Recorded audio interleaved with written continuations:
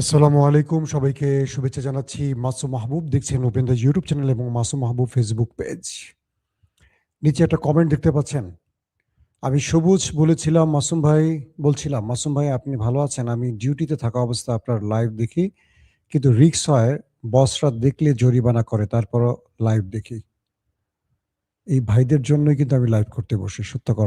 সত্যিকার অর্থে কথাটি এরকমই যে ওনাদের ভালোবাসার জন্যই আমাকে বসতে হয় এখানে। দর্শক কই গেল? চলে গেল সব, না? হ্যাঁ। আমার হাতে কিন্তু আজকে অনেকগুলো গুরুত্বপূর্ণ খবর আছে। প্রচুর কমেন্ট ঢুকতেছে। একটার থেকে একটা হারায় যাচ্ছি খুঁজতে, খুঁজতেই। ক্যান্টনমেন্ট থেকে দেখছেন, আবার চলে গেল দেখছেন? ধুম করে চলে গেল। উম দর্শক, আমার হাতে আজকে বেশ কিছু গুরুত্বপূর্ণ খবর আছে। আশা করি সম্পূর্ণ খবরগুলো আপনাদের দেওয়ার চেষ্টা করব যতটুকু কম সময়ের মধ্যে পারা যায়। আসেন আমি একটা করে ধারাবাহিক আপনাদের খবরগুলো দেওয়ার চেষ্টা করছি। ১ম যে খবরটি দিয়ে শুরু করতে চাই সেটা হলো লেবানন প্রসঙ্গে। লেবাননে আ ওই দেশটি আরকি, নেতানিয়াহুর দেশটি ব্যাপক অ্যাটাক করছে। ব্যাপক থেকে মানে ভয়াবহ অ্যাটাক করছে। বলা হচ্ছে ১ম আক্রমণই, যুদ্ধবিরতির পর যে ১ম আক্রমণটি হয়েছে সেই আক্রমণে ১৪০০ মানুষ আহত হয়েছে। বড়, বড় বিল্ডিং ধসে পড়েছে। বিভিন্ন কি বলবো, তেলের পাম্প আমরা কি বলি? যেখান থেকে তেল নেয়া হয়, সেখানে হিট করা হচ্ছে। অর্থাৎ নেতা কাকুর পুরো মস্তিষ্ক আউলা-ঝাউলা হয়ে গেছে। ইরানের তিনি যে ধোলাইটা খেয়েছেন এবং এই যুদ্ধে তিনি যে কিছু অর্জন করতে পারেননি, তার পুরো প্রতিশোধটা তিনি এখন লেবাননের উপর নিতে চাচ্ছেন। তার আচরণে স্পষ্ট সেটা ফুটে উঠছে। আজকে আমি একটা প্রতিবেদন দিয়ে শুরু করি। অনেকগুলো খবর আছে। আমি আপনাদেরকে ১ম যে প্রতিবেদনটা থেকে শুরু করতে চাই এই লাইভ সেশনটি, সেটি হলো দি গার্ডিয়ানের একটি প্রতিবেদন। পৃথিবীর একটা অন্যতম গণমাধ্যম গার্ডিয়ান। তারা যে রিপোর্টটি করেছে তার কিছু অনুবাদকে আমি একটু বিশ্লেষণ আকারে তুলে ধরতে চাই। সেখানে বলা আছে এরকম যে এই যুদ্ধটি যে ৩ টি দেশ জড়িয়েছে সঙ্গে গালফ কান্ট্রি, এই যুদ্ধে মূলত কেউ কিছু পায়নি। এই যুদ্ধ থেকে কোনো দেশ কিছু পায়নি। কিন্তু এই যুদ্ধ থেকে ইরান একটি বিষয় প্রমাণ করতে পেরেছে, পৃথিবীর সবচেয়ে বড় পরাশক্তির সাথে লড়াই করে তারা দাঁড়িয়ে থাকতে পেরেছে। এবং এই যুদ্ধের সবচেয়ে বড় লুজার নেতানিয়াহু। গার্ডিয়ান বলছে, আমি বলছি না। কারণ কয়েক যুগ ধরে এই দেশটি এবং এই নেতানিয়াহু ইরানকে শেষ করার জন্য বহু পরিকল্পনা করেছেন এবং ইরানের বিরুদ্ধে বারবারই মিথ্যে অভিযোগ তোলা হয়েছে যে ইরান পারমাণবিক বোমা বানাচ্ছে এবং এ যাবৎ দুবার ইরানে অ্যাটাক হয়ে গেছে। এই ২ অ্যাটাকে এখন পর্যন্ত ইরানের নিউক্লিয়ার প্রজেক্ট ধ্বংস করতে পারেনি। প্রথম ১২ দিনের যুদ্ধ হয়েছে, সেখানে ব্যর্থ হয়েছে। এরপর এসছিল আমেরিকা B-2 বোম্বার্স নিয়ে, বাংকার ব্লাস্টার বোমা দিয়ে ইরানের ৩টি নিউক্লিয়ার প্ল্যান্টে হিট করেছে। Fordow, Natanz, Isfahan. একটিরও ধ্বংস করতে পারেনি। এরপর ৪০ দিনের যুদ্ধ গত ২ দিন আগে শেষ হলো। শেষ মানে যুদ্ধবিরতিতে এসে পৌঁছেছে। এখানেও এই দুটো দেশ তাদের জীবন প্রাণ উৎসর্গ করে, যৌবন উৎসর্গ করে দিয়ে যত পারছে মিসাইল মেরেছে। হাজার হাজার অ্যাটাক হয়েছে ইরানে এবং ইরানের নিউক্লিয়ার সাইটগুলোতে একটার পর একটা শক্তিশালী B-2 বোম্বার্স দিয়ে হিট করা হয়েছে। এখন পর্যন্ত আমেরিকা বা ইসরায়েল দাবি করতে পারেনি যে ইরানের নিউক্লিয়ার তারা ধ্বংস করতে পেরেছে। পুরোপুরি তারা ব্যর্থ। এরপর তারা পাইলট উদ্ধারের নাম করে কমান্ডো অপারেশনের জন্য হাজার খানিক সেনা বা কমান্ডো নিয়ে এসেছিল। C-130 ব্ল্যাক কি বলে ব্ল্যাক হক হেলিকপ্টার, তারপর HQ-9 রিপার ড্রোন, আদার্স আরও যুদ্ধ বিমান, সবগুলো নিয়ে ডজন ডজন এয়ারক্রাফট নিয়ে তারা ঢুকেছিল। আবারও ইরানের কাছে মার খেয়ে কোনো রকম জীবন বাঁচিয়ে কজন পালাতে পেরেছে, বাকিরা ওখানেই শেষ হয়ে গেছে। এখানেও তারা ব্যর্থ। অর্থাৎ এই লড়াইতে আমাদের ড্রাম চাচ্চু আর নেতা কাকু দুজনেই লুজার। সবচেয়ে বড় লুজার বলা হচ্ছে গার্ডিয়ানের পক্ষ থেকে নেতানিয়াহুকে। বলা হচ্ছে নেতানিয়াহু তার রাজনীতিটাকে বাঁচাবার জন্য শেষ সময়ে এসে ইরানকে বেছে নিয়েছিল এবং তিনি জেলে যাওয়ার থেকে বাঁচতে এবং রাজনৈতিকভাবে শেষ পর্যন্ত টিকে থাকার জন্য, এবং পৃথিবীব্যাপী তার বিরুদ্ধে যে মানুষ নেমে গেছে, পুরো ইউরোপ যে তাদের বিরুদ্ধে নেমে গেছে, পুরো ইউরোপের কোনো দেশ তাকে ঘাঁটি দেয়নি। কোনো একটি মার্কিন বিমান ইসরায়েলের জন্য রসদ নিয়ে আসছে, ইউরোপ তাদেরকে ল্যান্ড করতেও দেয়নি, যেটু তেল নিবে, রেস্ট নিবে, সেই সুযোগটি ইউরোপ দেয়নি। বুঝতে পারছেন? আমেরিকাকে ইউরোপ জায়গায় দেয়নি এবার, যে তুমি ইসরায়েলকে রসদ দিবা, আমার দেশে নামতে পারবে না। আজকে ইংল্যান্ডে হাজারো মানুষ রাজপথে ওই দেশটির বিরুদ্ধে বিক্ষোভ করছে, জানেন? শুধু ইংল্যান্ডে না, বহু ইউরোপের দেশে তারা ফিলিস্তিনের পতাকা উড়াচ্ছে, তারা ইরানের পতাকা উড়াচ্ছে, তারা লেবাননের বিরুদ্ধে যে হামলা করছে ওই দেশটি, তার বিরুদ্ধে মাঠে নেমে গেছে। কারা জানেন? ব্রিটিশ জনগণ, স্পেনের জনগণ, ইউরোপীয় জনগণ। আজকে তুরস্কে হাজারো মানুষ রাস্তায় নেমেছে, ফিলিস্তিন, তুরস্ক এবং ইরানের পতাকা নিয়ে তারা বিক্ষোভ করেছে। এই দৃশ্যগুলো ওরা দেখছে, কিন্তু এই জাতি কখনো ইসরায়েলের বিরুদ্ধে দাঁড়ায়নি, আমেরিকার বিরুদ্ধে দাঁড়ায়নি। তারা সারা জীবন ইরানকে, ফিলিস্তিনকে সন্ত্রাসী মনে করেছে। আজ দেখেন তারা ঘুরে দাঁড়িয়েছে। তাহলে লাভটা হলো কি তাদের? তারা তাদের সব মিত্রকে হারাতে শুরু করেছে।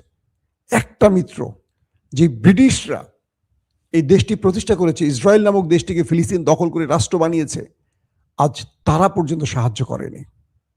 বুঝতে পারছেন? এবং এই ব্রিটিশরা বলছে ইসরায়েলকে, আমেরিকাকে বলছে ইসরায়েলকে থামাও, তারা লেবাননে হামলা বন্ধ করতে বলো, কারণ ইরান হরমুজ প্রণালী বন্ধ করে দিয়েছে। ইরান বলছে যে লেবাননে হামলা হলে হরমুজ প্রণালী খোলা হবে না, বন্ধ থাকবে, এটা যুদ্ধবিরতির লঙ্ঘন।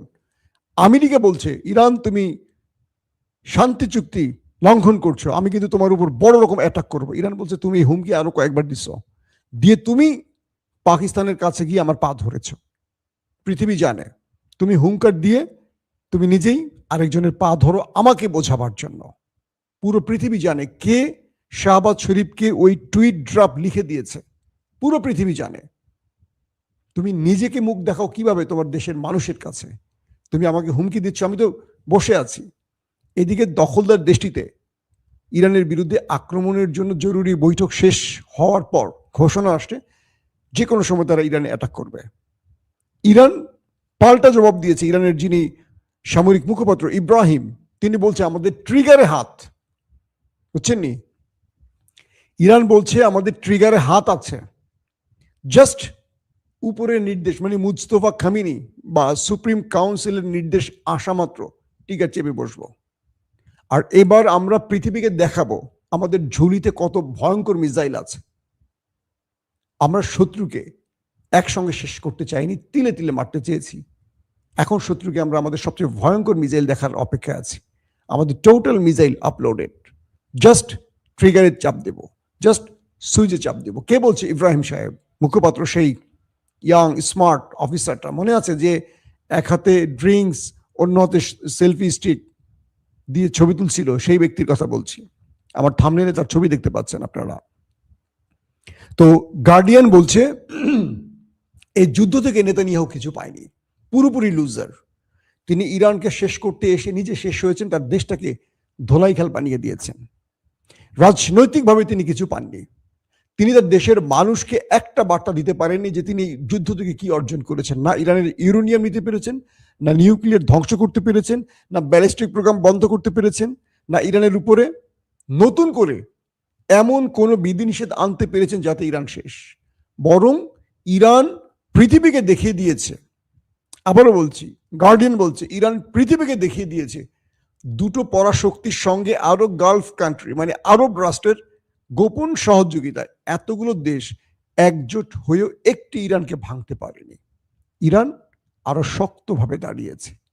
গার্ডিয়ান বলছে ইরান ক্ষতিগ্রস্ত হয়েছে, অনেক মানুষের প্রাণ গেছে, সত্য কথা, কিন্তু ইরানের মজবুত ভিত্তির উপর, মানে ইরান যে মজবুত ভিত্তির উপর দাঁড়িয়ে আছে এটাকে টলাতে পারেনি, এটাকে নড়বড়ে করতে পারেনি এত হামলার পর।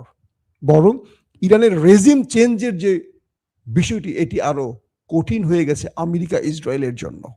তার মানে ইরানিরা আর রেজিম চেঞ্জ বা সরকার বিরোধী আন্দোলনে নেই, তাদের সম্মিলিত শত্রু হয়ে গেছে ইসরায়েল আমেরিকা এখন।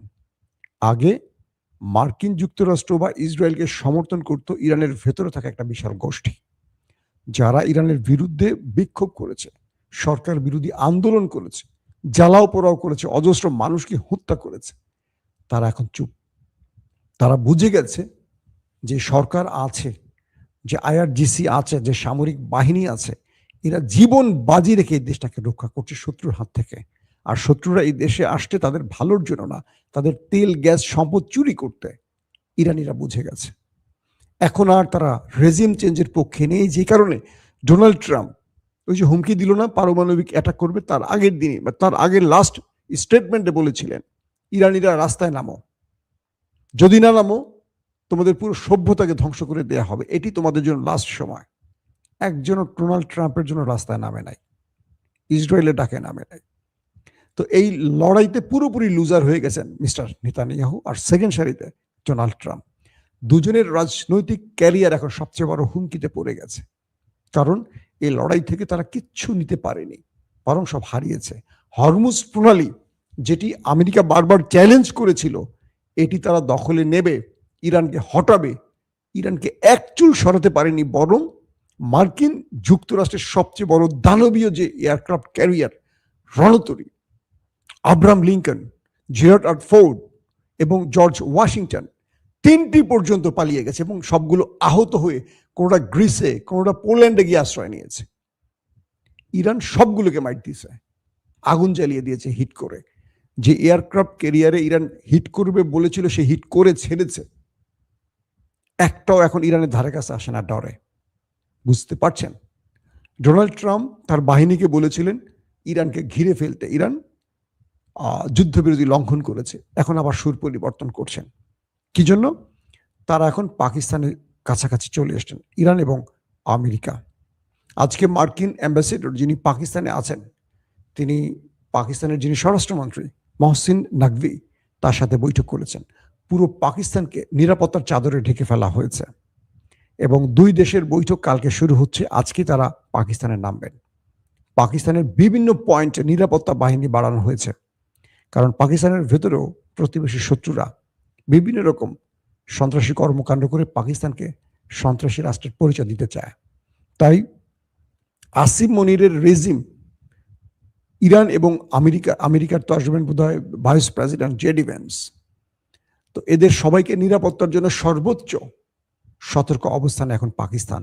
কারণ এখান থেকে পাকিস্তান একটা ভালো সাফল্য নিতে চায়। সবচেয়ে বড় জিনিস হলো পাকিস্তানের যে অবৈধ সরকার আছে শাহবাজ শরীফ এবং অবৈধ সেনাপ্রধান আসিম মনির, তারা তাদেরকে রাজনৈতিকভাবে জনগণের কাছে একটা আস্থার জায়গায় নেওয়ার সুযোগ পেয়েছে এইভাবে এবারই। কারণ ডোনাল্ড ট্রাম্প পাকিস্তানের প্রতি আস্থা রাখতে চায়, রেখে তারা এই মধ্যস্থতা করতে চায়। ডোনাল্ড ট্রাম্পের সুর কিছুটা আবারও পরিবর্তন হয়েছে। তিনি বলছেন যে ইরান চাইলে যুদ্ধবিরতিটা হবে, ইরান না চাইলে হবে না। আবার দেখেন, তার আগে মার্কিন প্রেস সেক্রেটারি ক্যারোলিন বলছিল কি, তিনি বলেছিলেন যে তাকে প্রশ্ন করা হয়েছিল ক্যারোলিনকে যে আপনাদেরকে যে 10টি চুক্তি দিল ইরানের পক্ষ থেকে তার কি হবে? সেই 10এর চুক্তির মধ্যে তো লেবাননে হামলা ছিল না, মানে লেবাননে হামলা করা যাবে না বলা ছিল। তিনি বলছেন এটাকে আমরা এখন ওয়েস্ট বক্সে ফেলে দিয়েছি, মানে ইরানের 10টা চুক্তিকে তিনি এটাকে ফেলে দিয়েছেন। কিন্তু আবারও আমেরিকা তার ভাইস প্রেসিডেন্ট জেডি ভ্যান্সকে ইরানে পাঠাচ্ছেন আলোচনার জন্য। ট্রাম্প আসলে কি চাইছেন? আলোচনা করবেন, মানে যুদ্ধবিরতি করবেন, নাকি তিনি আলোচনার নামে ইরানে আরো বড় আক্রমণের পরিকল্পনা করছেন? ট্রাম্প আসলে দুটো বিপদে আছে, এক দেশের মানুষ, ইন্টারন্যাশনাল এস্টাবলিশমেন্ট, আরেকটা হলো ইসরায়েল। ইসরায়েলের নেতানিয়াহু তাকে ফোন দিলে তার কাঁপাকাঁপি ছুটে যায়। মার্কিন গণমাধ্যমগুলো লিখছে যে নেতানিয়াহু মানে আমেরিকাকে কন্ট্রোল করছে, একটা পুচকে ছোট্ট দেশ পৃথিবীর অন্যতম বৃহৎ শক্তিধর রাষ্ট্রকে এখন কন্ট্রোল করছে। আমেরিকার প্রেসিডেন্ট মূলত একটা মূলা, তার কোনো বেল নাই, তার কোনো ক্ষমতা নাই।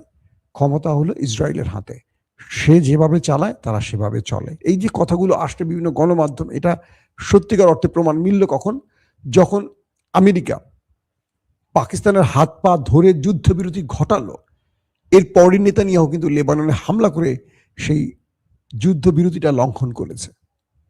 কারণ পাকিস্তান স্পষ্ট বলেছে ইরানের শান্তি চুক্তির যে 10টি দফা ছিল, শর্ত ছিল, সেখানে ইরাকে, ইয়েমেনে এবং গাজা ভার্সেস মানে কি বলে লেবাননে হামলার বন্ধের বিষয়টি ছিল। আমেরিকা সরাসরি অস্বীকার করেছে, পাকিস্তান বলছে যে না, ছিল এই শর্তটি। তার মানে ট্রাম্প আবারও মিথ্যাবাদী প্রমাণ হয়ে গেল। এখন নেতানিয়াহু যতক্ষণ লেবাননে হামলা চালাবে, হরমুজ প্রণালী ততক্ষণ বন্ধ থাকবে, ইরানের পক্ষ থেকে বলা হয়েছে। এবং ইরান নিজ থেকে চাচ্ছে না এই যুদ্ধবিরতি ধ্বংস হোক, তাই ইরান ট্রিগারে হাত দিয়ে বসে আছে। তার উপরে শত্রু আঘাত করলেই তিনি শত্রুকে সবচেয়ে ভয়ঙ্কর অ্যাটাকটি করবে এই ঘোষণাও ইতিমধ্যে দিয়ে বসেছে। এখন আমরা দেখতে চাই শেষ পর্যন্ত এই যুদ্ধবিরতি ঘটে নাকি এটা আরো বড় আকার ধারণ করে। দর্শক, মোটামুটি আজকের খবরগুলো আমি সব আপনাদেরকে দিয়ে ফেলেছি। আজ রাত 11টা থেকে 12টার মধ্যে আরেকবার চেষ্টা করব যদি গুরুত্বপূর্ণ খবর আসে আপনাদের জানাবার জন্য। এখনকার মতো বিদায় নেই, প্রত্যেকে ভালো থাকবেন। আল্লাহ হাফিজ।